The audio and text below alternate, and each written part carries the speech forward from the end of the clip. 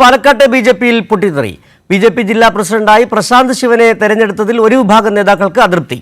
BJP ദേശീയ council അംഗം ഉൾപ്പെടെ പാലക്കാട് മുനിസിപ്പാലിറ്റിയിലെ 6ഓളം പേർ രാജ്യസന്നദ്ധത അറിയിച്ചു. ഭിന്നാഭിപ്രായമുള്ള നേതാക്കളുടെ നേതൃത്വത്തിൽ യോഗവും ചേർന്നു. വിവരങ്ങളുമായി സച്ചിൻ വള്ളിക്കാട് ചേരുകയാണ്. സച്ചിൻ, തെരഞ്ഞെടുപ്പിന് മുൻപ് തുടങ്ങിയ അടി പാലക്കാട് ബിജെപിയിൽ ഇപ്പോൾ പുതിയ പ്രസിഡന്റ് തെരഞ്ഞെടുപ്പുമായി ബന്ധപ്പെട്ടും തുടരുകയാണ്. പ്രശാന്ത് ശിവനെതിരെ ഒപ്പം തന്നെ സി കൃഷ്ണകുമാറിനെതിരെ വലിയ തരത്തിലുള്ള പ്രതിഷേധം പാലക്കാട് ഉണ്ടാവുകയാണോ? രണ്ട് തരത്തിലേക്ക് മാറുകയാണോ? വലിയ പിളർപ്പിലേക്ക് മാറുകയാണോ പാലക്കാട്ടെ ബിജെപി? സിജു